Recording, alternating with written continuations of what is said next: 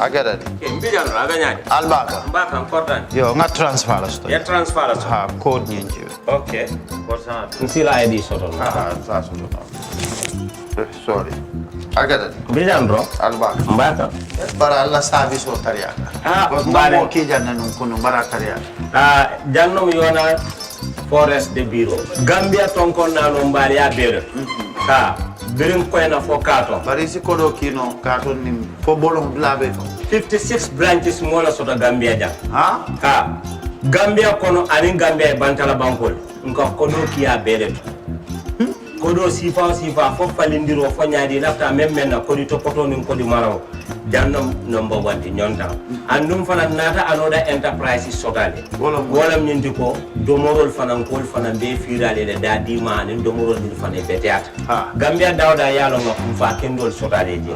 Wo moy o diat ha. Apelenta ni mo ka ni lafta nyelen kendol e binaji. Yalo bu kanyi la ko la baraka ba. Yalo ndel chosano lo. Abaraka.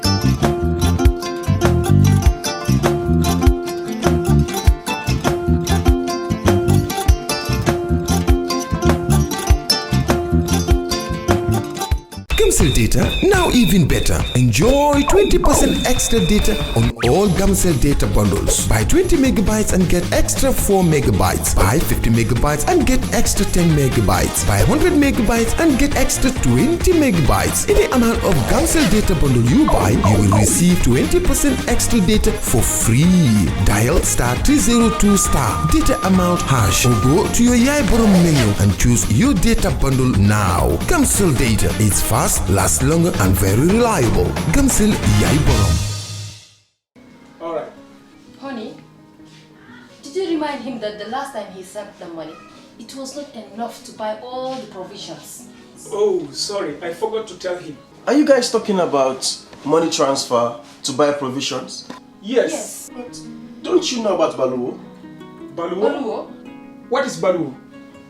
Baluwo is a service that your son can use to send provisions directly to you guys from the shop. And you don't have to worry about the exchange rate. Tell me how Baluwo works. It's very simple. Just log on to baluwo.com and shop, or download the app on your phone. You can shop on the website or using the app to buy online basic products for your family and friends.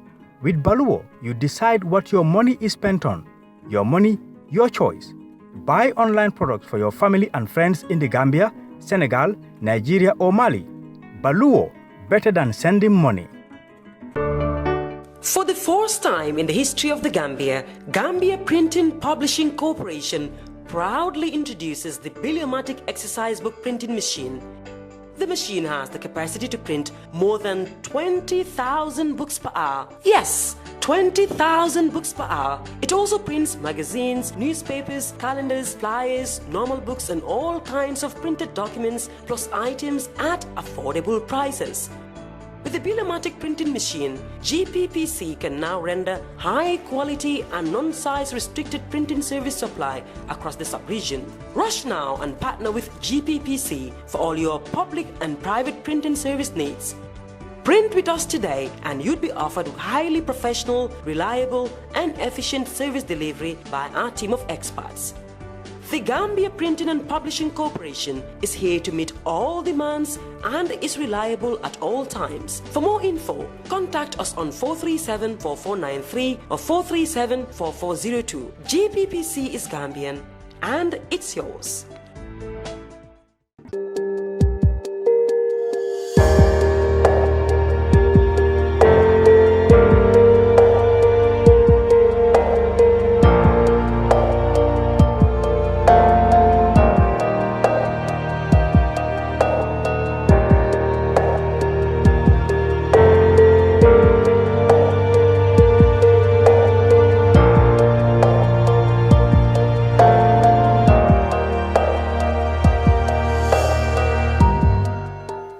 And welcome to the brunch on Kerr Fatou Live. I'm Lamin Cham. This is our weekly look at current affairs about events that happened in the past 7 days.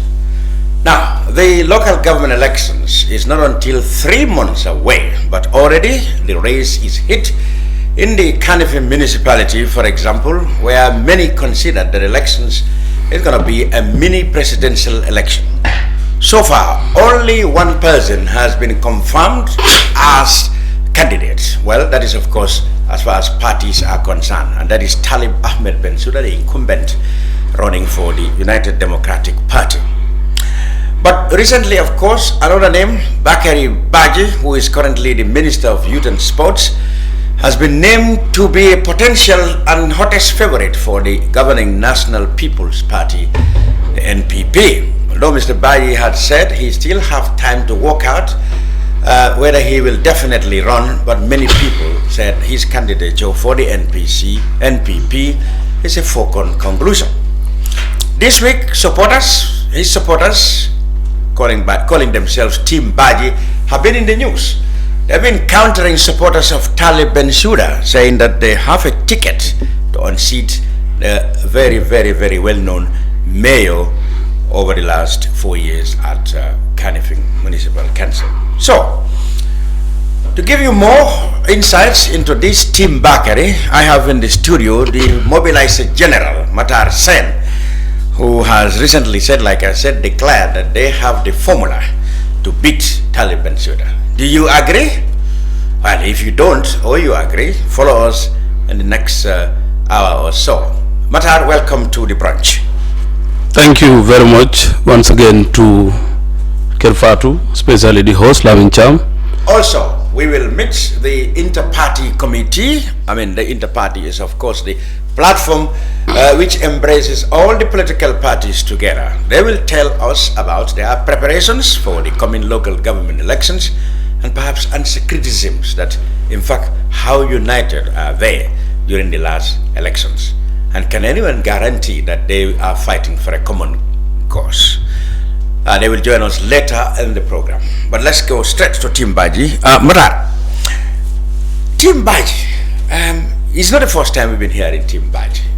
Back in 2018, when Bakary Badjie contested in the mayor thing, I think he came out third or fourth? Fourth. You failed on that occasion. I mean, a distant fourth, from Talib Bensouda's winning ticket. What makes you believe that you can make it this time? Thank you very much, Lamin. Once again, I'm greeting everybody that is watching Kerr Fatou now. It is definitely a great pleasure for me to be in this platform today. I have been following the platform for many times, and it's always very interesting that you invite people and discussing about what is going on in the country. Thank you. Which is very, very important. As of you, we have been following you for several times in the sport and all other sectors. Thank you for the service that you are doing for the Gambian people, which is well recommended by every Gambian that is sitting there. Once again, it's a very important question that you ask. Team Bakary was established in the end of 2017. That was the time when we start discussing about the mayoral election that is about to come. And we are from the same region, KMC, and we feel like there should be a potential candidate that can neutralize the municipality and make it an independent platform, not a political platform. That was our agenda, that was our focus. That was the time we do our consultation within us, and we could start identifying some other Gambian people, young people within the country, and they are within the KMC. We have a discussion, and the name Bakary comes out. That time he was even in America. Yes. That was the time that we discussed and said we just go in for pre-election, and he was the one that successfully comes out that time. There were some other people that was there, and the time that was done, we finalized and said he should be the right person because he was there for the young people. Yes, and he was very much identified. He had a reputation of being a youth leader. Yeah, in the national youth council. Yeah, National Youth Council. He was there, and that time he was also at this place, Child Protection Alliance, and he was also nominated once to be in the council as a youth rep. That was the time we discussed and said we need somebody that can come there and make a change. what is happening and going on in the municipality. You made an interesting point at the time. You said you want to neutralize, like you want to. I want to believe you meant that you want to make the KMC to be free of politics. You wanted a platform where somebody who can unite the people irrespective of political groupings. That's the truth. Yeah, that was it. That is the reason why we come up with an independent ticket. In order, when we win, the seat is not going to be, in the form of a discriminative administration, whereby you can only see party line or party color in the municipality. So that was the doctrine then. Bakary, that was Bakary's platform. That was the platform that we were. Of course, it has changed. Now he's going to be totally different. He's going to be because he's been touted to be the NPP's candidate. Are you going to change your focus now? I just want to focus on how it comes up. Okay, all right, and that was the reason why the team was set up. Okay. If the Gambian people can remember, our team was a combination of all the political parties, even the group. When the election was going on, the nominees and others, everybody see Team Bakary has a super kanja team, where F is all inclusive, a mixture of all the other political parties. Some of us, we are from other political parties, some others are from other political. And the belief was, if you have an independent mayor, he's going to be there for everybody, because we need to change. It was the first time that a local government election is coming, and we put up a manifesto. That was the time, the time Bakary agreed. The first time it was not even agreed. He said he's going to do consultation with his parents and other friends. That's a common phrase he used. That's the truth. And after doing that, we finally come into conclusion that he is now ready to go in for it. That was the time he was selected, and we start moving on the manifesto and the program guides that we are going to use to communicate with the people from KMC in order for them to understand the importance of us coming as a party, so as a candidate. That is how it comes, and from there we go into discussions, consultation, and the candidacy was announced. That ticket failed. That all-embracing ticket you said you wanted, that ticket fell to political parties like UDP and I think even APRC contested. They came second. So that did not work now. You know now Bakary is going to go political. He's going to run for a political party. Are you going to change Team Badjie's focus now from an independent outlook, one who will embrace everybody irrespective of political lines, or you now must take the bull by the horns and recognize that you have to target NPP support? Yeah, I just want to make an elaboration. I want to elaborate on the issue of that fails. Yes. The reason why it was failed is there are so many reasons. One, financial constraint was there because it's an independent ticket. Two, most of those young people that was following the team we were having constraints at the last minute by knowing that most of them don't have voters card. That was the reason even we consult IEC and asked for whether there's a possibility of new voter registration or others, but they said no. It is constitutional, it should be 2 years. And that was a constraint. Secondly, there were so many parties that approached us at that time. And if you look at the trend and the situation of that politics, in the last minute of the campaign, so many things happened. And that was the reason why we lost that election. But it was a very good try, because it was just a 3 months trial, and it was an independent ticket, and the confidence and the trust was there for the Kanifing people, for them to give Bakary a try. But unfortunately it fails. But Team Bakary now is NPP. Yes. 100%. We are within the party, we are within a coalition called NPP APRC Alliance. We endorsed President Barrow 2019 when the party was not formed at State House, and it was on conditional support that we put on the table. That was when Bakary became minister? No, after 1 year Bakary is appointed to be a minister. We endorsed President Barrow's National Development Plan. So in other words, Barrow had already, you had a relationship with Barrow already well before Bakary was appointed. Maybe that's why he was appointed. No, Bakary was appointed based on competency. and the quality and that confidence that the president have in him.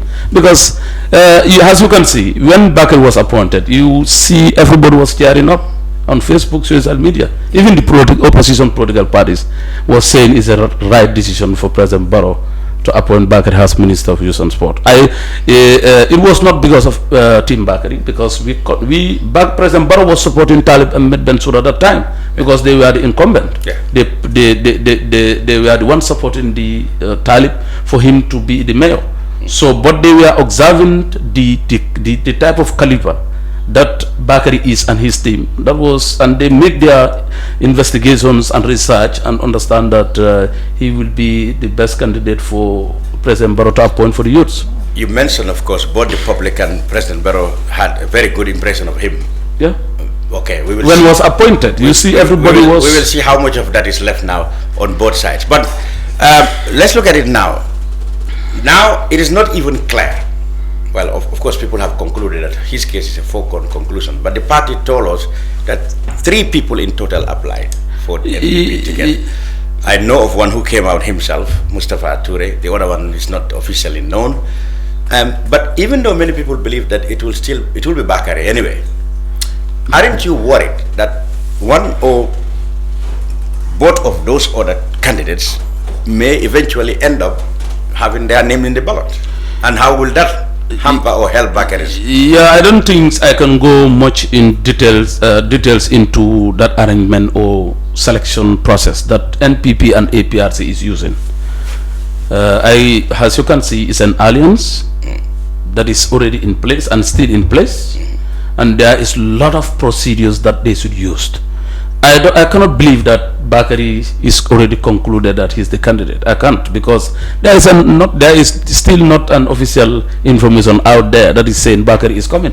Bakary once said that he still have time to make up his mind. Did you think yes, that is the reason why I said it's a process that the entire coalition members are doing. So I think we should wait and see what is going to be the outcome. But what I can say is, are you sure you are not yourself here honestly sure that he's going to be the candidate? No, I'm not sure. I'm not sure. But as a team, we are preparing.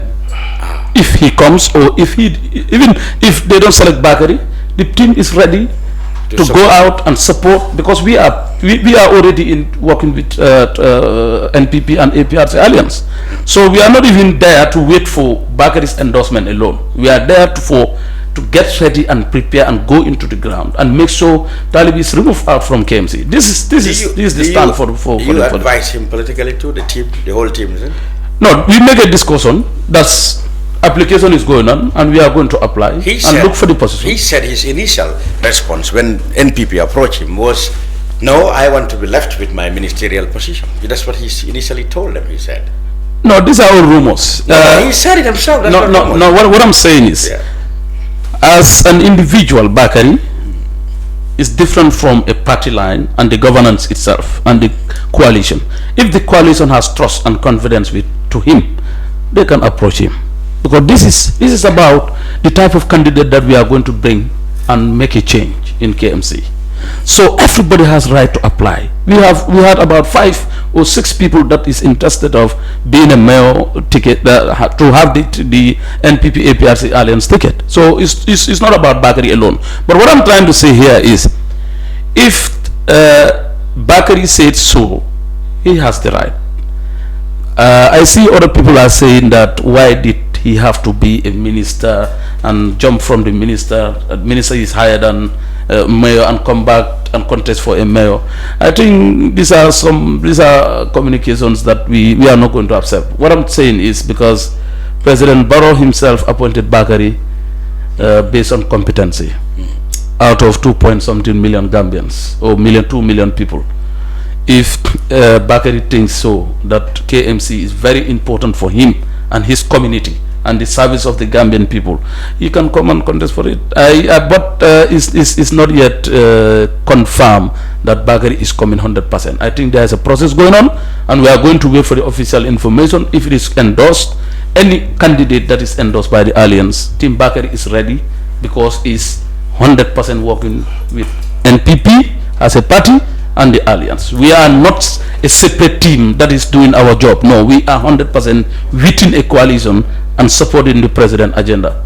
So we are going to wait for anybody that is coming, either Bakary or any other person.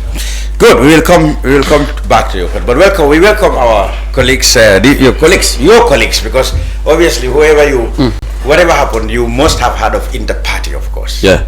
You heard about the Inter-Party Committee. That is the body that provides and embraces all the political parties to one platform.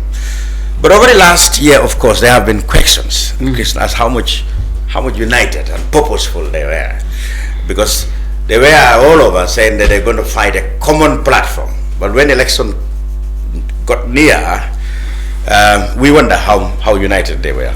But anyway, welcome back, Amul Nyass, Honorable Musa Amul Nyass. He's been co-chair before and still very much involved in the Inter-Party. And Jabbie is from the Secretariat. She from Gano and has been working the Secretariat of IPC. Welcome, Mr. Nyass. Thank you very much. You've been away for long. I mean, let me first ask a personal question. Since the elections, when you unfortunately lost to your opponent from the other half of APRC, not much have been heard of you.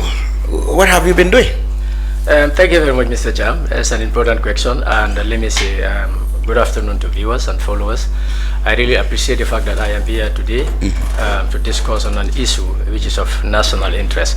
In response to your question, I've been more engaged now than before. In fact, I believe this is the time when I am of more service to my nation, when I am of more service to the people I've been representing than when I was a National Assembly member. I've been doing things not as open as they used to be, because when I was at the National Assembly, I have a lot of followers through the media, and that is not the case now. But I'm still alive and well, and still moving about life, and still rendering the services that I've been rendering to my country. And I will continue to do that in as much as I have the health and the time to do so. Yes. Jabbie, from the Secretary of the IPC, let us just update us now. I understand you are coming, looking forward to visitors from neighboring country. But let me take you back.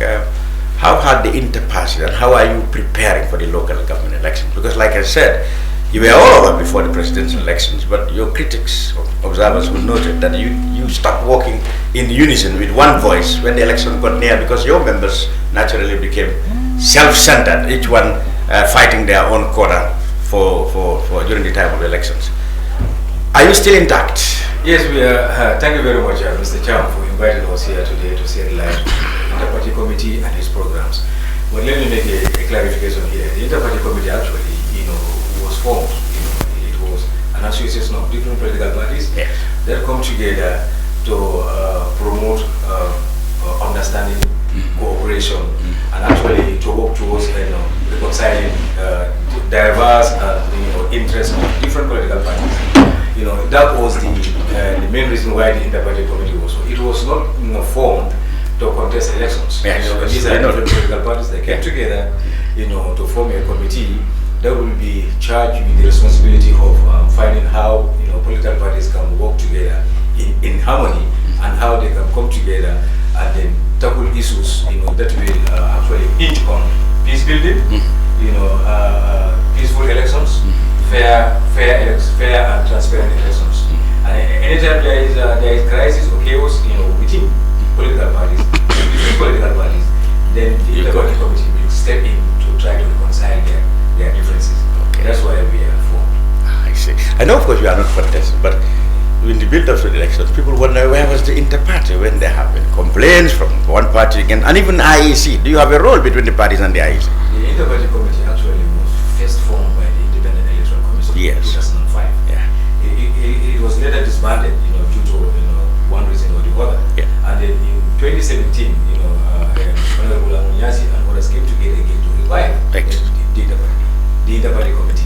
And since then, the Inter-Party Committee has been having a very cordial, working relationship with the Independent Electoral Commission. Our code of conduct and that of the code of conduct of the Independent Electoral Commission are similar. They are synonymous. But you are now independent of them. Yes, we are independent, totally independent of anybody. We are independent of the IEC. We are independent of the government. We are a semi-autonomous, association of different political parties that come together to build peace during, before and after elections in this country. Yes. Let's go straight. Amul, you've been co-chair of this body. How far, if you're going to reflect now over the last couple of years of its existence, what would you say were your strength, your positive strengths and weaknesses? Thank you very much, Mr. Cham. Additionally to what Ba have just highlighted, I want to make these clarifications further, that the inter-party committee have been, in fact, more united during the election cycle than before the election cycle. Okay. This was a moment when we were almost on top of issues, and then we had the opportunity to be provided with a toll line by NDI, where calls were coming in, complaints were received, and we had the opportunity to be meeting regularly to engage those whose complaints were coming before us to see how we can address them. Okay. One thing people should understand is that we don't have powers to regulate certain issues, but we have the agreement between the political party leaders in the memorandum of understanding and the code of conduct, which was not only a gentleman agreement, but it was something all the political parties at the time, 18, appended their signatures to. Reflecting on the achievements, I will say we have achieved a lot prior to the 2021 presidential election, because in the history of the Gambia, it has happened for the first time that we were able to bring all political party leaders to the same table to have breakfast together, discuss issues of common interest, and then strategize together. That is one thing. The Inter-Party Committee also had the privilege, and through support with partners like UNDP, ECOWAS, NDI, IRI, the list goes on, to enable us establish branches of the Inter-Party Committee in the form of the Youth Inter-Party Committee. We call it YUBIC, Youth Branch of the Inter-Party Committee. We also were able to establish the Women Branch of the Inter-Party Committee, because we feel these are sectors of the society that needs to be empowered. And one thing we oversighted when the IPC was set up, that was those who have challenges, they were kind of left out. So we ensured in the composition of the youth branches, there was a provision that they must be part of the youth branch of the IPC. The sexual people used to be called disabled. Exactly. And then in the women branch as well, we ensure that they are part of it. Recently, as we talk, the building where the Inter-Party is housed, we realized that it's causing challenges to some of them in terms of getting access. That is why the current leadership of the Inter-Party Committee is scouting for a premises that will be accessible to all and sundry, so that upon the elapse of our rent in April, we will have a place where everybody, regardless of what challenges you have, you can have access to go there. And another milestone achievement that we had was during these quarterly breakfast meetings of the political party leaders, we were able to make political party leaders commit themselves to a peaceful election, and that they all signed. This is where the international idea built from when we only had 6 presidential candidates, to build from what the IPC did to ensure that the 6 contenders will also come on board and sign a commitment to ensuring a peaceful campaign pre and post election. I think all these are achievements that the Inter-Party Committee have recorded, and we've achieved a lot, to be honest. We were also in a position to set up what we call regional sensitization teams. These are in every region in the country. You have an inter-party committee at the regional level, and this committee is comprised of all registered political parties. So all these are activities that the inter-party committee have embarked on during the past 5 years, when myself and the ex-co-chair, Right Honorable Halifa Sallah, were in leadership of the inter-party committee. Fantastic. Now, we are preparing for the local government elections next couple of months. How are you prepared? Or is the same formula you're using, or do you have any other activities you perceive that you will implement before then? Yes, actually the local government elections come in businesses of different political parties. Different political parties, alliances, and independents are going to contest this election. What the inter-party committee does is actually engage all the stakeholders, all the players, political actors, for the local government elections, to observe a very peaceful local government election. In fact, right now we are preparing a breakfast meeting where we will invite all different political parties leaders to converge in one place and actually have a conversation, around how we can conduct these local government elections very peacefully. And it's one of our wishes, our desires, in consultation with the international community, to actually encourage women and youth to come forward and then participate much more fully in the local government election, since we believe that the 60% of our population are youth, 57% of the registered voters are women, and if these people do not participate fully in our democratic process, the development, national development actually will be challenged. So in recognizing this and in partnership with our development partners, the UNDP, the ECOWAS, and other international partners, we think it is very important for us to start the conversation and then have outreaches to all regions in this country, to all political parties, to all political party leaders, to see the need, the importance of how they can encourage the youth, the marginalized, and the women to participate more fully in our local government elections. Since local government elections, as far as we are concerned, is one, if not the most important, is one of the most important elections in any country. Yeah. Because it is the election that is closest to the grassroots.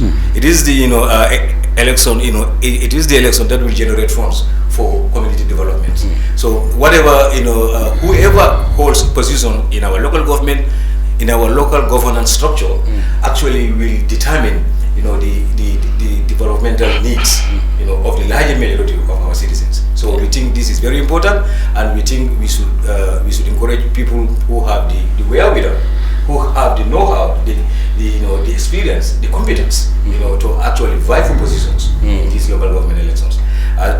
Because of that, we are going all out to sensitize, to educate, to enlighten, and to encourage people to actually participate, in these local government elections. Unfortunately, it's going to be in the Ramadan, and we know Ramadan, there are a lot of, flip overs in this country.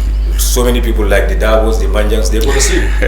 but nevertheless, we will carry on, encouraging people to participate, fully, so that the voter turnout can be very, very big, and people can actually exercise their democratic rights and elect the right people for the right jobs. Mr. Nyass said, although you don't legislate, but your principal interest is to have peaceful elections. I wonder, how do you handle conflicts? Like we saw in the past, during the campaign, we saw political parties directly writing to the IEC, seeking their intervention in what they think is a breach of the campaign rules, etc. We've seen the GDC wrote to the APRC, the IEC complaining about NPP. We saw also in the parliamentary elections an independent candidate writing to the IEC complaining about NRP in Sanja. Do they copy you, or if you are copied, how do you handle that, Mr. Nyass? Thank you very much. This question is very important, and it's pertinent to one of the activities we had with funding from the African Union, AU, that is mediation and conflict solving. I remember the Inter-Party Committee also have subcommittees, and among one of the subcommittees is the Mediation Committee, and the entire Inter-Party Committee were trained on mediation, but we have a specific committee that is responsible to be handling such issues rather. Normally, when communications are sent to IEC, we've received few of those communications, and as Inter-Party Committee, based on why the Inter-Party Committee is set up, we have done our utmost best so that the parties concerned will know that we have done things within our limit. But what we cannot handle, we equally share with the Independent Electoral Commission rather, because they have the powers, to discipline whosoever is found, wanted.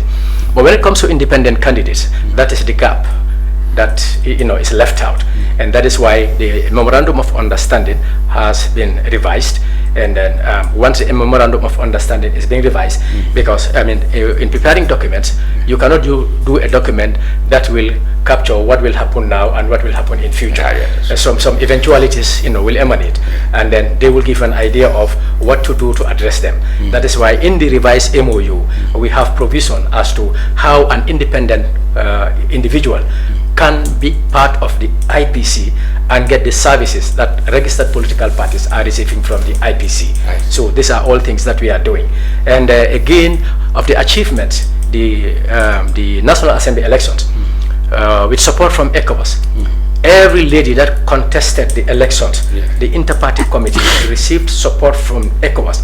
And we had a team, and this particular team was led by the women branch of the IPC, who went across the length and breadth of this country to give each and every female candidate a token to support irrespective of their political irrespective of your political affiliation, even whereas you are independent. We made sure that, because we were trying to nurture the idea of how do we have more women participation in this. If the political parties fail to do it from their individual, and their individual own, the IPC as a collective body is encouraged. Absolutely.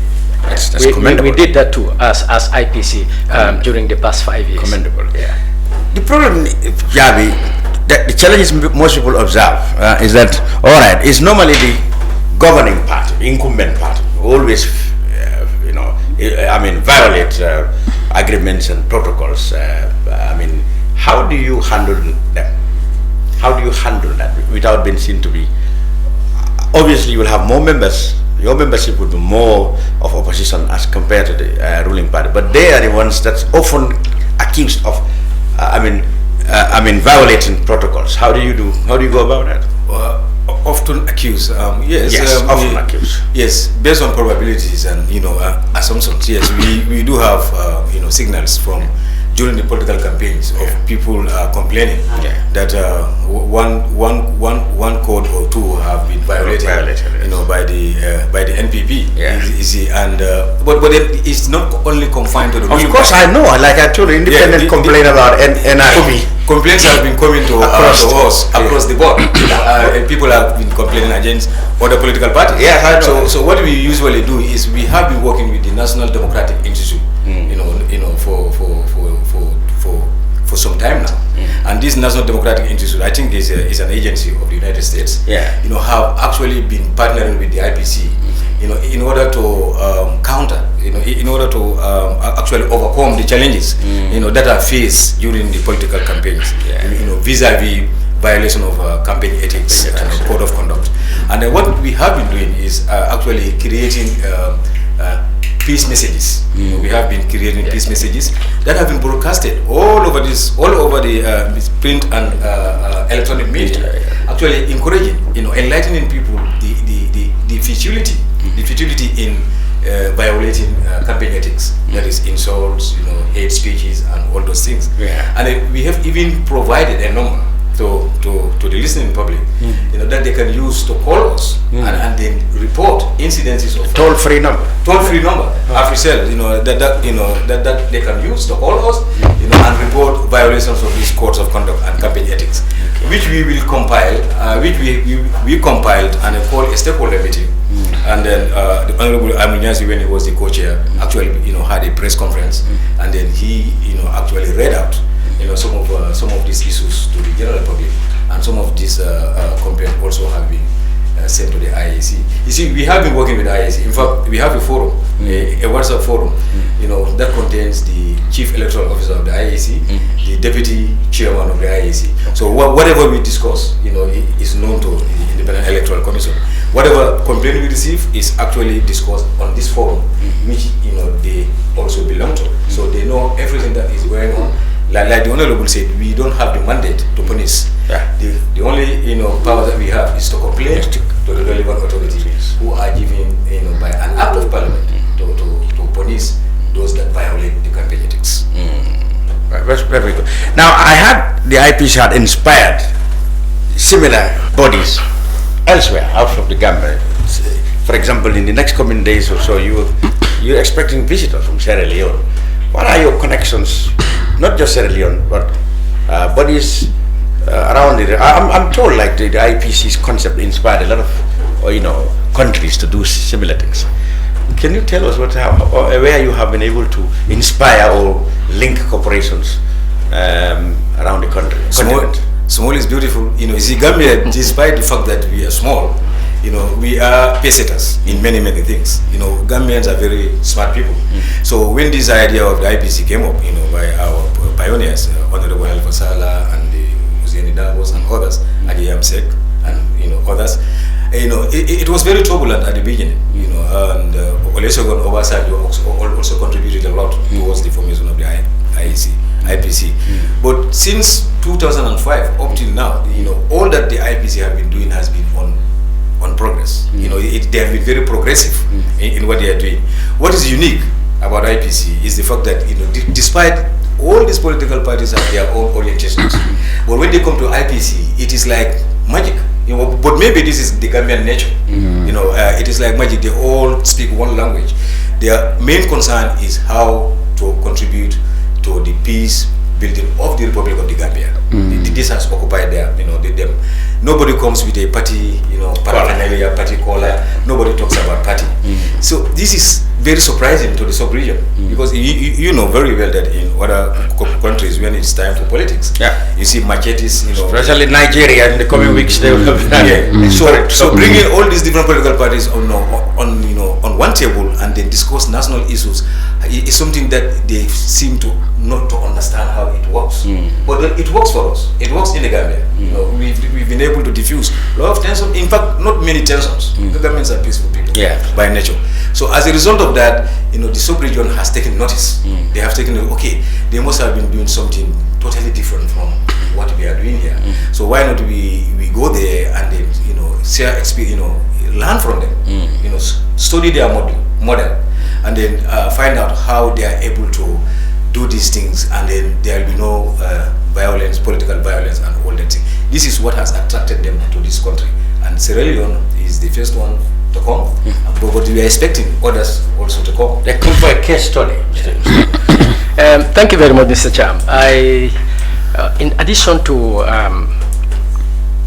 a response that Bakary gave as to how we are able to handle complaints, I wish that we have political party leaders follow this program. They can attest to what I am going to say. They do a lot. And that is of the complaints we have received at the time, because when it was the presidential election, my co-chair at the time, Right Honorable Halifa Saleh, told me that please take charge of the IPC because I'm going to focus on my campaign for election. And with support, that was honest. Exactly. Honest of him. With support and collaboration from the rest of the IPC members, we were able to push. And of all the political parties that have reached out by writing, there is no party that they have lodged a complaint and I did not reach out either directly to the leader of the party or to an executive member of the party to discuss and engage them on an issue that have been raised, which is in connection to violation of the code of conduct that they have all agreed to sign. Like if you look at the NPP, we all know that you cannot just talk to the president directly, because it has to be through protocols.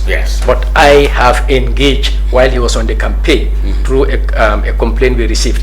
I did engage him indirectly through 2 of his cabinet ministers at the time to say we have received this complaint from your party leader, and if that is the case, it is in violation of what we have agreed. So please revisit the language and revisit all that is happening so that we don't continue getting any complaint from any political party. This we were doing because that is what we were mandated to do, and I think we should do it with all fairness. In response to what is specific about the Gambia, today by 9:30 in the evening, we will receive a delegation from Sierra Leone called the Political Parties Regulation Commission. For them, it's a statutory body, unlike what is happening in the Gambia. The commissioner is coming plus 5 other members of the commission, and the purpose of their coming is to come and study how the IPC, together with all other relevant stakeholders, we are able to peruse through a peaceful, credible presidential and National Assembly election. And that is the main purpose of their coming. They will arrive today, and the engagement will start from Monday all the way to Friday. And we have identified institutions that they will be meeting. The itinerary have been developed.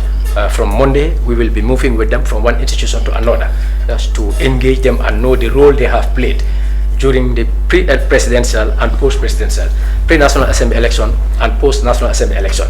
But again, just as Ba rightly highlighted, I remember during the first breakfast meeting that we held at the Sadauda Kairaba International Conference Center, where at the time we had 18 registered political parties, and 14 heads of political parties were in that meeting.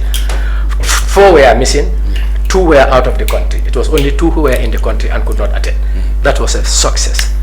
And then it was amazing to see how people who will be at the campaign platform, hitting each other, come and share the same table, dining and joking and laughing and talking about serious business of how do we move this country forward.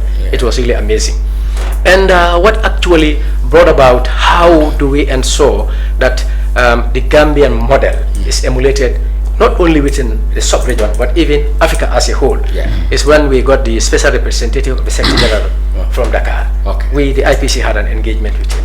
We had one of the functions in which he was in attendance, and it was hard for him to believe that these are the political parties that we hear of how they hit one another, coming together. And during the election observation mission for the presidential elections, all the 5 former presidents of Africa that came for election observation mission, they all had a meeting with the IPC. When we met with the Commonwealth said, no, this is not a representation of the 18 political parties. We said, why? They said, there is no country in the world where when the elections are just around the window, around the corner, you have all the parties sit together, discuss, no fight, no quarrel. They could not believe it. We said, no, we want to set a bright example that can be replicated all over the world. We may differ in opinion when it comes to our political affiliation, but the bottom line is our interest is how do we develop our own country.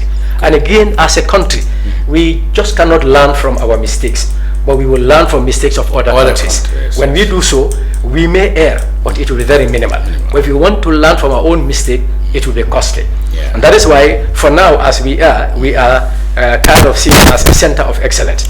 But the thinking is how do we bring all other players to work hand in glove with the IPC, so that it will not be a center of excellence, but a resource full of expertise in moving the political activities of a country forward.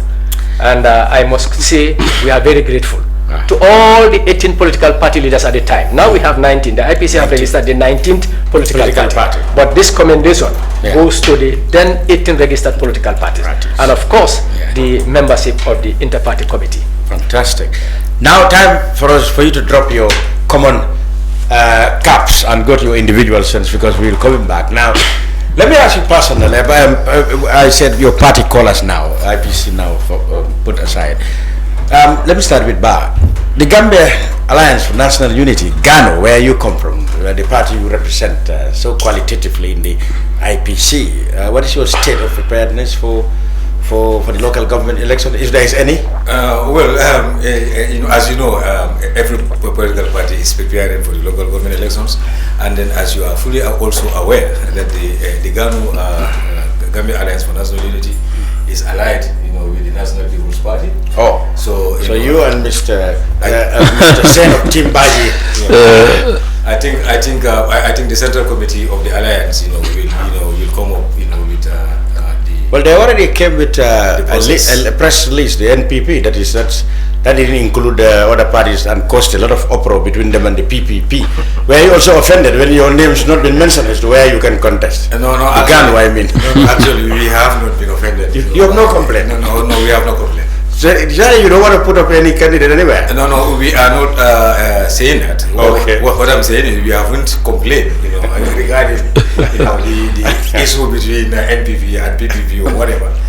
We have. Well, the PPP complained because they have not been mentioned in the list that the APRC, or rather the NPP wants to contest. Yes, they mentioned APRC, of course. Yes, but then our political party leader is the only political party leader outside the NPP that have been appointed by the president as an ambassador in Cuba. Okay. So we have already had our. So to speak, you have your share of the cake. No, we have a bit of the share of the cake already. But you still want more. There are still more. We don't want to. The PPP said that they didn't have much.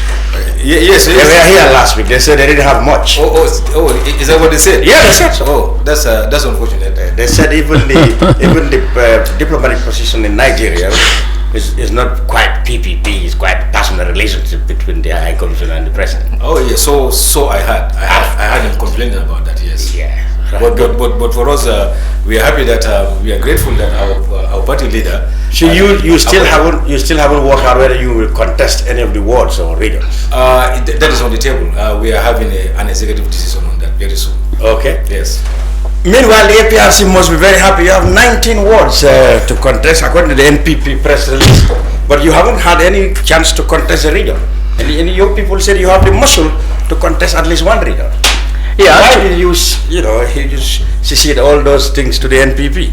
Yeah, actually, as you rightly mentioned, we have 19 wards to contest across the country, and no ward where we may contest either for chairmanship or mayoral.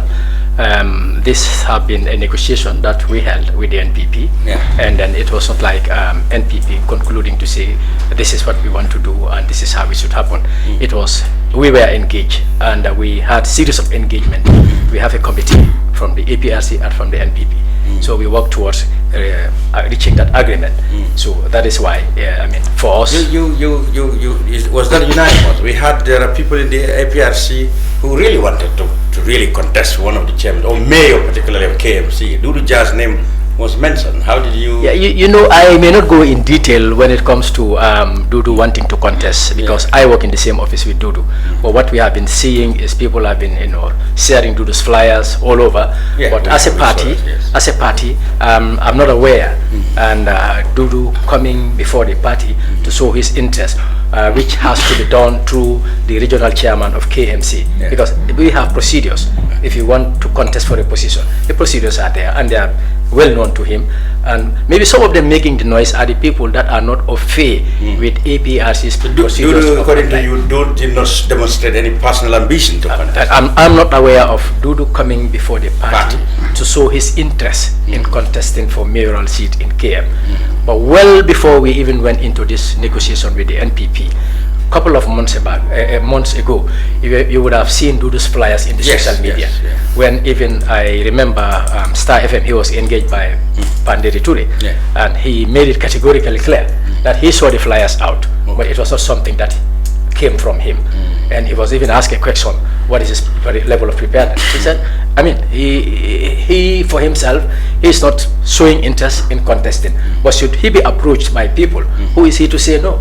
So that shows that there are people doing this maybe to create more room for confusion within the party. Yeah, so that's why I will not allege that this is something that Dudu is doing, but I will say there are people who may try to look for an opportunity where they will try to knock our heads together. Just as you know, the party is divided. We have a fraction that is standing on their own. We're trying to see how we can come together and reconcile our difference. And again, are you really working on that? They are busy. As we just seen pictures of them in Kansala, in your area. Yeah, that is the celebration of the National Assembly election. Oh, they are celebrating.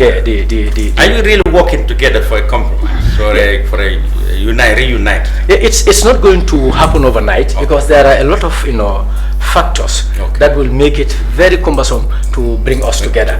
Because you have key individuals who, if they are willing for the party to be reconciled, it can just happen overnight. But if these individuals are standing back, does that include former President Jabbie? Well, I may not stand here to make mention of names. You said individuals, but I know we have people that have the influence that when they say, look, APRC come together, it can just happen overnight. But in as much as these people are also behind and not surfacing to show interest in the party coming together, it will be very difficult. But notwithstanding, our aspirations are that we are able to reconcile and see the interest of the party and see the interest of the nation, because no one person is bigger than a party. President Barrow said in January last year, he told me personally in an interview with the Standard, not that we were chatting now, but we were interviewing officially, that he was going to give more of his cabinet positions to his allies in the likes of APRC, the likes of Gano, the likes of until Badjie was not, but Badjie also benefited.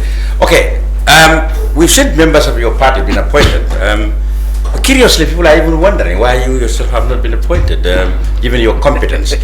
Are you satisfied with the 2 places you might have got? No, of course, you have the speaker and a couple of diplomatic positions. The PPP said they are not satisfied. Well, you are, is it? You didn't complain.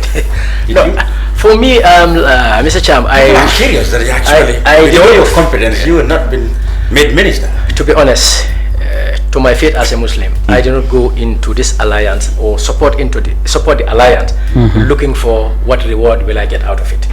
Fundamentally, what actually convinced me to go into the alliance is that the situation in which we found ourselves in this country, there was the need for us to reconcile and coexist.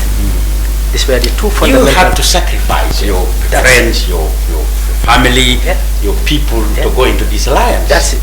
So on reflection, I mean... For me, it's something that I did not regret, and it's something that I will never regret. Because I think the country is bigger than me. If this country should be reconciled and people coexist, we all look at what is of best interest to the people of the Gambia. Honestly, even if I have to be, a laborer in the streets, I will not regret it. Because a lot have happened. And for us to put that aside, nothing can make it happen unless we reconcile. Nothing can make it happen unless we coexist. So it's not as what I as Amul Nyass can get out of the alliance, but is what can Gambians get out of the alliance. That is what compelled me to support the alliance. And whatever it may cost me, I am ready to burn it.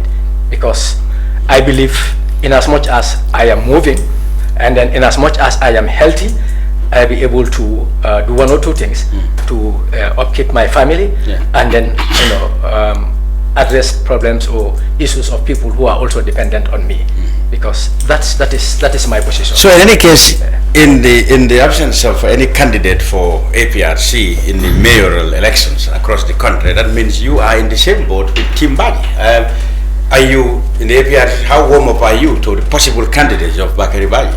Yeah, I'm actually, once Bakary or any other person from the NPP is endorsed in KM, we will be moving in the same direction. We will do our campaign, we will engage our structures, and they will make our structures go all out to do the campaign for any candidate, be it in BCC, be it in KMC, West Coast, or any other region, just to make sure that any other person who calls yourself APRC and did cast your vote for the president during the December presidential election must replicate it in the council elections.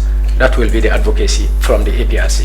Finally, Gano and your position on the region.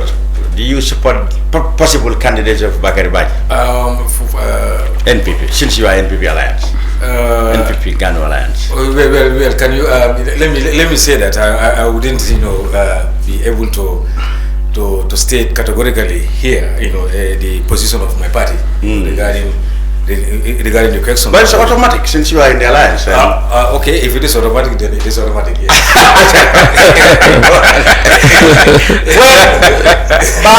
Jabbie from the Secretariat of the IPC and Gano, Amul Nyass, Honorable Musa Amul Nyass, also of IPC and APRC. Thank you very much for being with us. We will continue the program in the next couple of minutes with Team Bakary Badjie. You want to say? Yes. I just want to thank the IPC I forgot to ask you for the job well done that they are doing. I think there are most important things that the Gambian people should know, apart from our political affiliations, that this committee is doing. If you can see the last 2021 presidential election, how tense it was. And how this committee handled that election, and peacefully it was done up to the last minute that the winning candidate was announced. I think that's very impressive. And secondly, if you follow through the meetings that they were having, the response to the political parties was very positive. And I think that's very important. The other political parties that are not coming up, that are not trying to see the objective of this committee, I think they should think ahead. I think this committee is an independent committee, and their job is so much independent, and they are doing it for the interest of the Gambian people. Because if you had the communication that they are doing, you had the programs and policies that they are pushing, I think it is definitely very positive. For my side and for other positive Gambians that are there, I think they are recommending them for the job well done that they are doing. And this local government election that is coming, they have a very important role to play on the sensitization side for people to understand that what passed to the last presidential election and the National Assembly election should be more built in order to see more than what was happening. Those mistakes, those complaints that was happening before, I think it should not happen. We should all look each other that we are Gambians, and whoever be in that position is a Gambian still. and it difference of political parties. As of now, the president has been the 2021 president election, but the local authorities under the regions, most of them they are opposition. Yes. It's only one that was that cross cap or two that's cross carpet and joined the incumbent. But all the other fives they are opposition, and things are going normal. They cohabited. Yeah, like the KMC, like Banjul, they are all the two mayors are all oppositions. And if you look at what President Barrow did to Rohey Malick Lowe, and up to the stage of her praising him in front of the Gambian people, I think that's positive. Yeah. If you see Talib also, wherever the president is, even now he goes with him and he visits him and discuss with issues. I think then the Gambia is positive. We are seeing the tolerance in our politics. Thanks to people like IPC. That's the truth. IPC they do a very important job in this. This local government election that is coming, I think it's going to be very interesting and very peaceful. And I know for them they are all in the alliance as what that's where the trouble is. That everything that is going on is within the alliance, and if they come out positively and tell the government people these are the candidates that we select for these political parties, everybody should rally behind. That is the trouble. That's the other side of the coin. The critics of the alliance will say, okay, those two people, they mean well on the IPC. But let's look at the other side. Let me say this, Mr. Chair, for the record. Yes. The chairman of the commission will cast his vote during presidential election, National Assembly, council election. Yes. But they are the organizers of elections. We equally will cast our votes, but we must be cognizant of the fact that we have a responsibility to carry out, and that's the bottom line. And in carrying out our responsibility, we must do it in a manner that people will not question our integrity. Yes, Musa Amul Nyass and Badjie, I think we take leave of you. Thank you very much for being on the brunch. And we hope to work with you during the visit of your counterparts from Sierra Leone. We'll be happy to get it. Thank you very much. Right. Right, let me turn our attention now to Team Bakary Badjie. Okay, Mustafa, we can continue, Mr. Saine. Where you left us was of course where you describe how Team Bakary came about, how you lost the elections of 2018, and I ask, what has changed now? That's where we're going to go.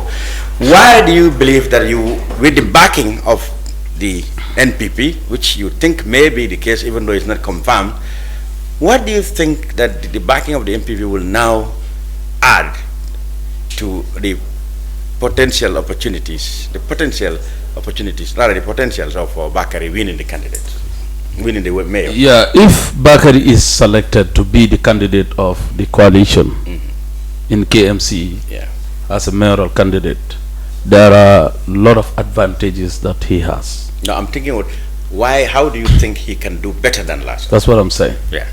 The past election, I said, I already elaborate on that most of the young people that was following the then candidate of Honorable Bakary, those people were not with voters card, most of them. Okay. Because we do a pre-survey within us and understand that most of the young people following us now, they are not with voters card. Okay. And that is already rectified.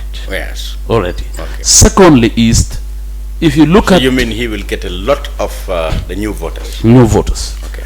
And if you look at the undecided voters, that they call them or protest voters that are in the political parties, Bakary has that personal liking that even the people from the alliance, not only that people alone, there are other people that are not in the alliance that had a strong relationship with him and have a personal like to him, and they can endorse his candidacy and support him because of the achievements that he already did in the municipality.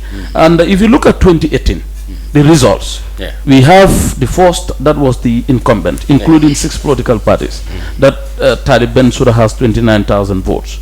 You look at the second candidate, that was Rambo Jata of APRC, getting almost 19,000 votes. And you look at the situation of APRC before, on 2018, that time they were traumatized. There were a lot of things that was happening at APRC, and all those things has been rectified now, and APRC come back. But didn't you take stock of the fact that they are divided now? Yeah, I understand the division. I understand the division, but the division is not much in KMC.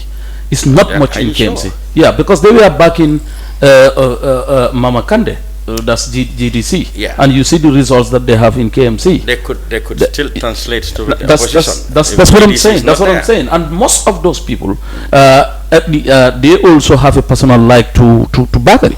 As of now, I know exactly what I'm saying. I know very much what I'm saying now. And if those things happen, and you look at the second position was Papanjai, third position, sorry, and he got almost 7,000, and Bakary was fourth position. He was PPP. He was independent. No, independent. Papanjai was independent. We were independent. If you look at the independence of Papanjai, the independence of Bakary, including Rambo Jata, that's they already closed the gap. That is what we call the popular vote. We know, of course, that most of the winning candidates did not win the popular vote. But then, our electoral system is first past the post. Yes. Even by one vote, you can win. I understand. And that's where the problem is now. If you believe that the combined votes of those opposition candidates can really overtake Taliban to this vote, fine, that is true. Yeah, but what guarantee do you have that you will have all those votes in one box in the name of Bakary Badjie? That's what I'm telling you. That is exactly. How can you do that? Exactly. How can you achieve that? Because Talib has a record of 4 years of solid personal achievements in most people's ratings and analysis, and he has a very strong reputation. You must say for that thing, for being in his approach, all embracing. I mean, I have had even APRC councillors and supporters praising him. Yeah, his popularity rate is quite impressive. I understand. That was before. So now that what make people believe. Even people who normally may not support each of the parties said, no, Bakary is wasting his time. Yeah, that's political suicide because Talib's record speaks volumes of the kind of leadership. That's before Mr. Cham. Take it from me. Yeah. The way people are thinking and the way the politics is too different. The APRC councillors that was supporting Talib, be in his camp, is now separated. Oh, is that so? Very so. Because this APRC candidate already, that was councillors, maintain their councillors. And they are going to get endorsement and support and sponsored by the APRC. So they are going they are in the alliance. Okay. That's one. Yeah. And number two. That is in the area council elections. That's what I'm saying. It's both. It's both combination. That's what I'm saying. They may understand. It's not politics, so they may have understanding. Okay, you can maintain your councillors, but then the election is not the same day. No, I understand. The mayors are 1 month after, or a little 3, 4, 5, 1 month later. These are principles. So what guarantee do you have that councillors that are elected in APRC ticket, they will still campaign for the NPP ticket?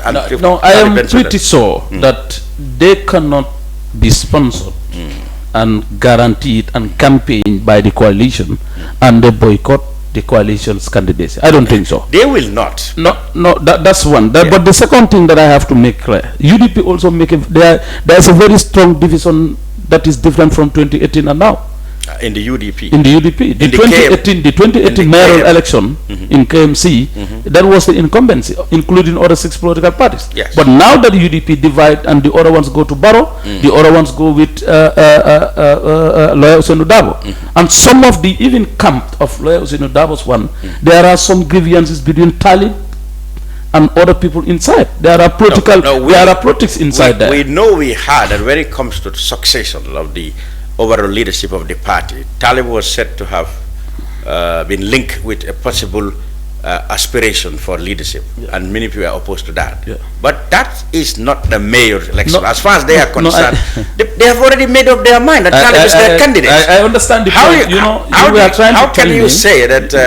How can you say that that division will be reflected when all of them have agreed that it's Talib? I have not had any UDP man saying he will go against Talib. I know what I'm trying to say. Politically, there is internal politics within them. That can be in any political And secondly, you were saying APRC. The reason why I come into that is because you said APRC of 2018 already divided. Well, you that said, is NATO alliance. That's the NATO alliance. Most 19,000 votes. Yeah, that's what I'm saying. You believe that? Yeah, the 29,000 votes that Talib has. I said majority of those ones that was championing that campaign are already in Barrow's camp. The likes of Undanya. You mean the likes of Dusano. The likes of all those ones now. You are talking about the UDP. No, you are talking about the big guns. We don't get it. I said back. The UDP that has coalition within them and other 6 political parties in 2016, and they win the president election and the mayoral election of 2018.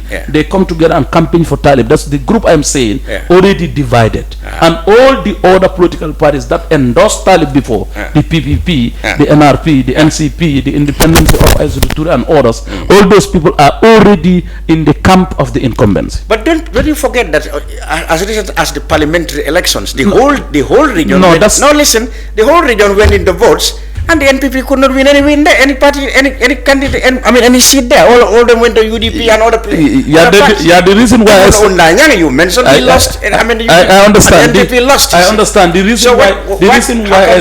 How can you now say that because Unda, Duda and others, they were only Serekunda West. Madisise still won there of 80 votes. Well, there you go. But look at the margin.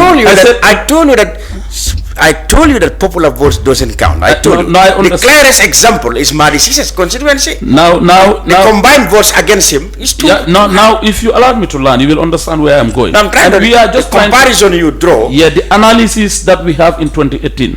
And the analysis that is coming. That's what I'm trying to buttress on. That togetherness of that candidacy of Talib before is far different from now. That's one. I'm talking and about, two, the advantage of the coalition is the same advantage that Talib have before and win. That's the same advantage that this coalition have if they produce one candidate. That is incumbency. Incumbency. Yeah. I'm telling you, as recent as last year of the National Assembly election. That's a wrong calculation. Talib's party won almost all the seats. But that was, I said that was a very wrong analysis for even the UDP people. Is it not because there was error? The MPP said that was an error. Thank you. That's right. So the analysis is not wrong. It was an error of candidate of selection, they said. No, it's not even wrong calculation. Well, that's what they said. I said the wrong selection. The wrong candidacy, and also there was no proper coordination when it comes to the coalition. So many people was there sitting and feel isolated. Why? Because of so many other reasons that they think they should have. So those reasons have been addressed. Already addressed. The reason why up to now NPP, APRC alliance don't announce their candidate is I am not at the level of the executive there, but I had them doing a proper consultation. They did say that they don't want to make mistakes of the last what they have happened. What happens in the last National Assembly. Now, when it comes to the reason why I said the advantage that any candidate that they bring for the coalition has is the likes of the coalition members. They will never, in this case, never divide. I think so. There are a lot of consultation that is happening. And secondly, if you look at Talib, the inner side of UDP, the internal politics that is going on, you will see people from UDP not voting for Talib because of their own personal reasons. There's a lot of things that is happening that we know as politicians. That is inside UDP. Are you not building castles on air? Because I'm not. You cannot claim to have no inside of UDP up to a point that you know a sizable number of them will not vote for. I see people that are UDP militants and telling me that they will not vote for Talib. The same can be said of Bakari. That's what I'm saying. It's very normal. Because in this type of election, you might not even look at the party. You might look at the potentiality of the candidate. I see people that support NPP and they are supporting Talib. It happens in every election. It's either the party or the candidate. Some people support the candidate or the party. That's what I'm saying. But it doesn't change the fact that that Talib Bensouda constitutes a very strong candidate. Given his reputation, I tell you, people who might not even agree with UDP agreed that he was one who provided quality leadership. I understand what what you are saying. Talib has an advantage because of the incumbency. That's the only advantage that he has. And you think you write that off? No, I this time around because he's going against the governing party. Yes, and there's a big difference between the coalition and UDP. Almost 26,000 votes in KMC. UDP only win Bakau. That was the presidential. That was the presidential elections. It's going to reflect the same thing. Well, we'll see. I said no. The parliamentary elections came and the parliamentary is a wrong calculation. You said that's a mistake. Mr. So that will always remain as a mistake. It's a big mistake that even the members. Let's go on the programs now. I'm so Badjie has not yet drawn his manifesto because he's not yet confirmed as a candidate. That is the case. Yeah. But I told you that. For all intents and purposes, everybody believed that his candidature for the NPP is a foregone conclusion. He's the man for it. What do you make of this or this argument that his opponent said that he was being used by the NPP because, yes, they agree, he's a strong candidate, like you said. Perhaps he's the only one they think can beat Talib, even though the opponents will still say he's not yet there. But then critics said, so the MPP didn't have anybody in the KM, but they have to force the cabinet minister to step aside. I cannot agree. I cannot agree. They found that funny. What's your response to that? I cannot agree forcing the word forced in the. Or compelled him. The honorable minister to come. Let's say persuade him. The very thought of asking the cabinet minister to step aside now and go for the mayor. It's not about. They said. Your critics said that's because there's nobody else. No, it's not about asking. I don't want to believe that. What I want to believe is if Bakary is coming, is willingly coming. But he said because he want to come and contest. But he first said he didn't want the idea. He told people himself. No, that when he was approached, he told them, "No, I want to be left with my minister." That was his first. No, what I'm trying to say is, the time we were coming for mayor in 2018, we were not looking for minister. We were looking for mayor. Yeah.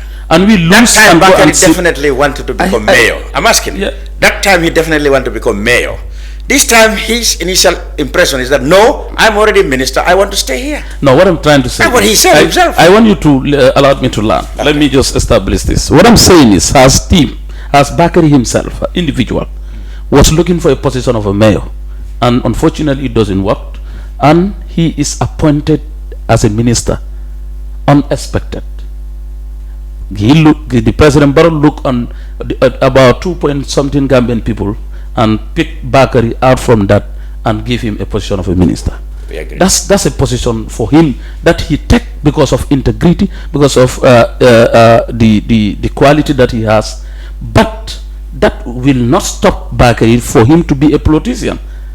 That any position that he want to run in this country, he can say, yes, I am a minister, but I want to leave the position of the minister and go and look for position. You said if he wants. If he wants. He said he didn't want. No, that was his first. No, I don't believe that he did not want. He said that. Of his own mouth. He said when he was approached, he told them yes, now, that I don't want, I want to, but then he again said if the demand is overwhelming, he will have to go. But his initial impression was he did not want. Now, the first time that was a rumor that we had people saying that Bakary is going to come. He said, for the meantime, I want to focus on the ministerial job because I already started with ABCD. How he put it. He said NPP approached him. Some people from NPP approached him in his office, and he told them, I want to be left with my ministry because I don't want to leave an unfinished job. Thank you. That was his impression. Yes. But he said, to be fair with him, if the demand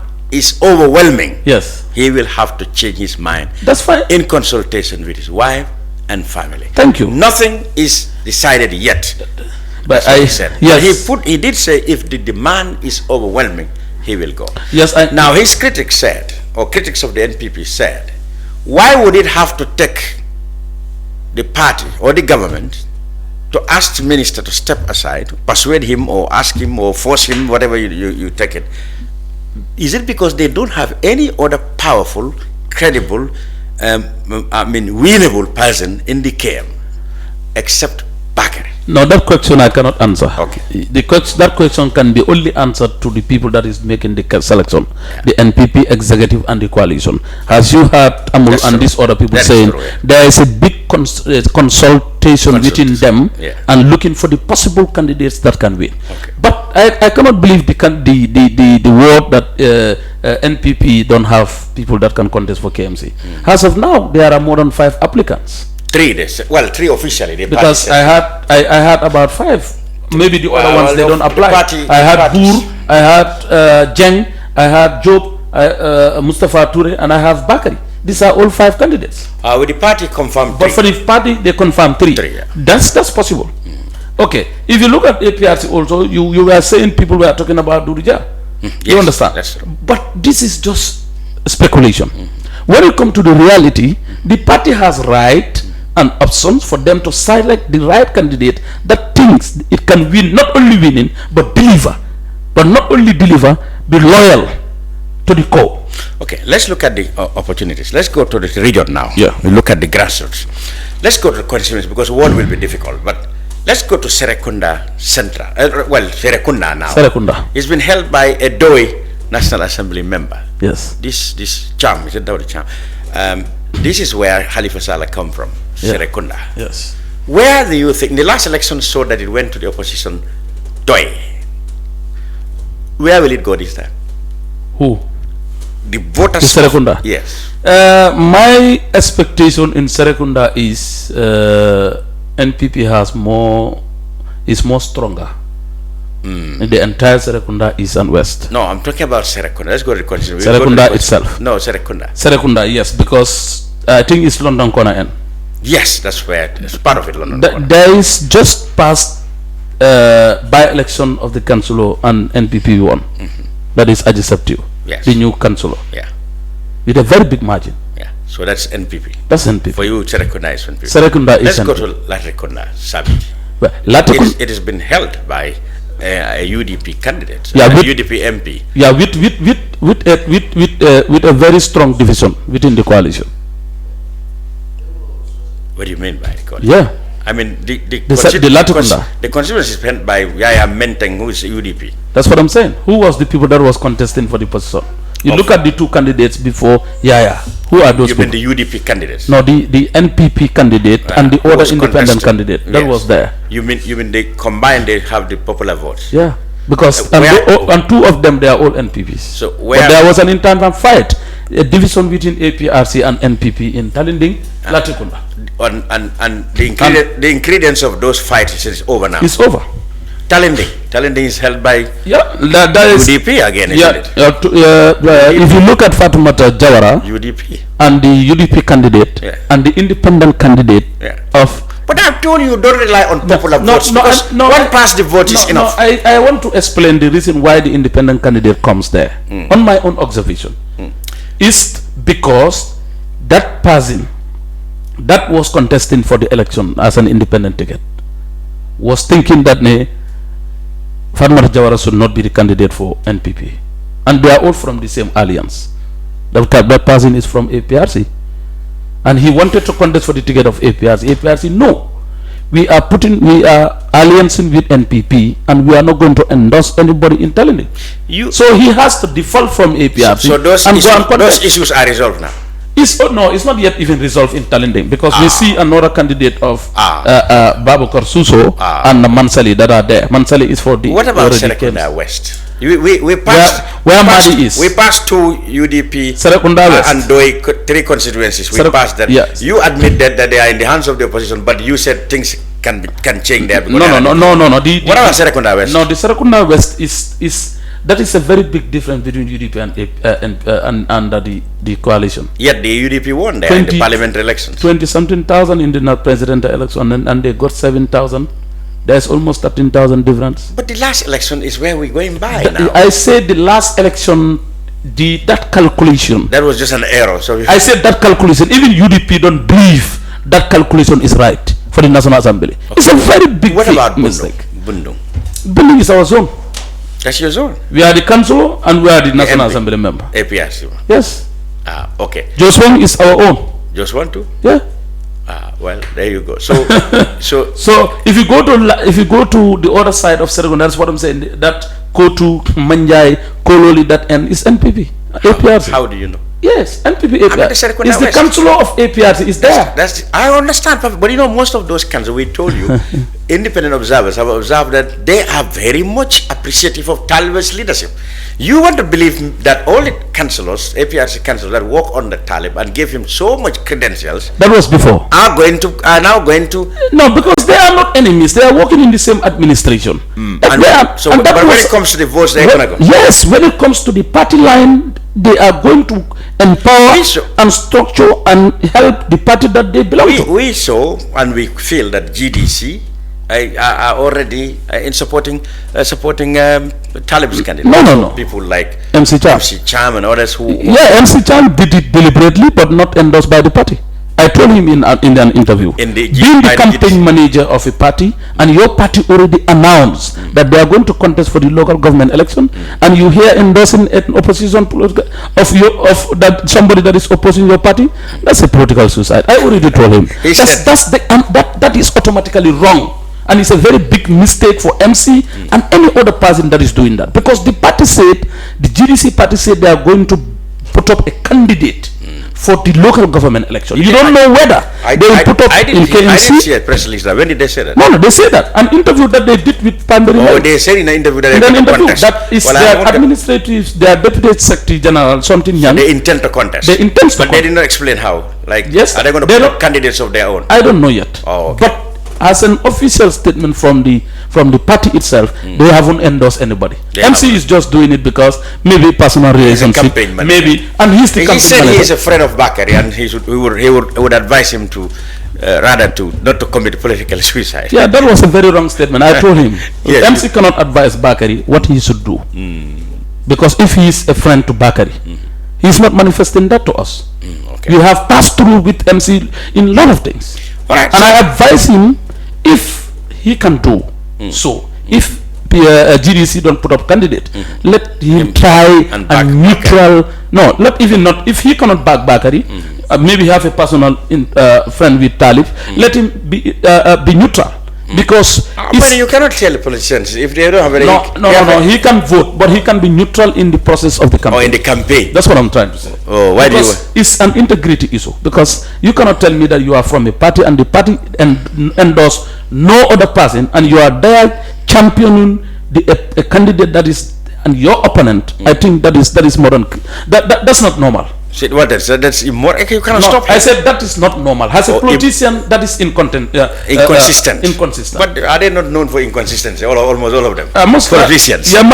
For me, I always been tried to be consistent when it comes to politics. That is when the tides haven't changed yet. Yeah, that's what I'm saying. That's what I'm saying. In conclusion, now, realistically, if Bakary wins the NPP ticket, what do you think he would change in the betterment of the lives of the KM that Talib has not done? Yes, I am pretty sure that he will do it, because he is the first candidate that put up a manifesto that the incumbent is using.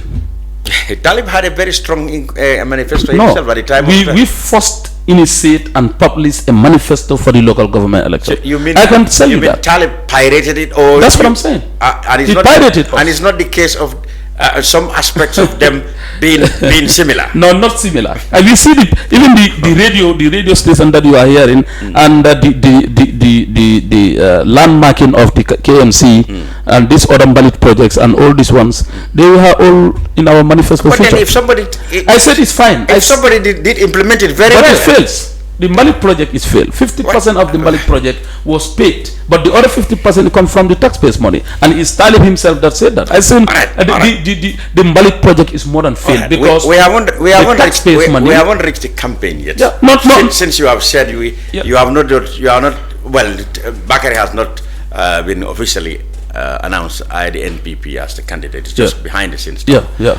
So you think he initiated a lot of the things that Talib implemented? That's what I'm saying, so to speak. Yeah, that's the truth. But you still have a problem with the level of success of the implementation. Thank you very much. And you think Bakary is the one being the author in your view? And not only that, would do being the incumbent mayor of the governance now is an added advantage. When he comes as mayor of the governing NPP, you mean the relationship with the central government will be smoother? Smoother, and the project implementation is going to be more.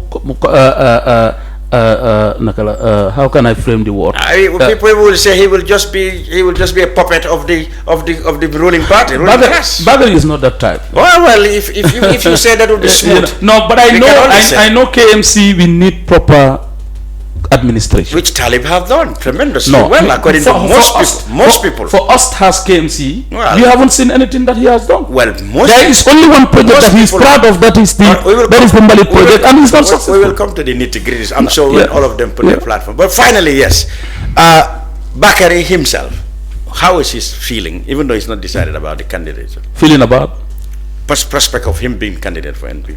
No, for Bakary, I cannot answer a question for Bakary. What I can say is about the team. We are prepared, has NPP, has coalition, to make sure we sweep all the votes in KMC. And that is what we are doing every day. We started the underground work. We started the coordination, the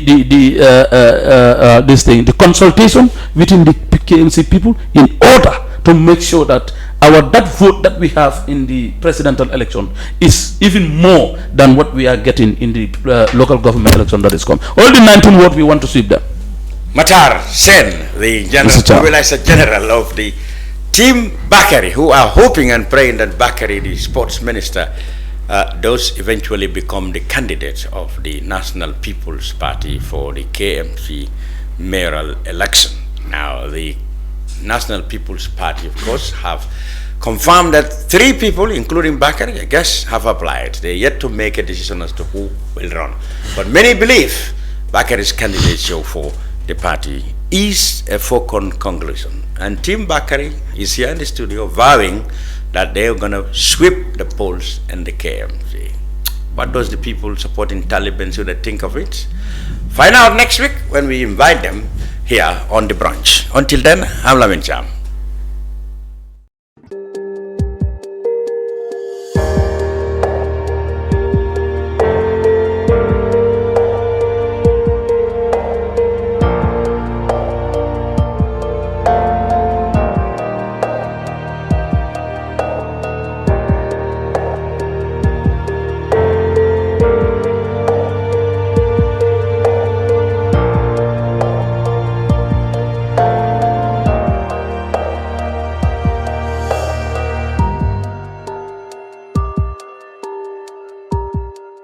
We live in a day and age where technology is creating a world without borders, filled with unlimited potential to improve the lives of the people around us.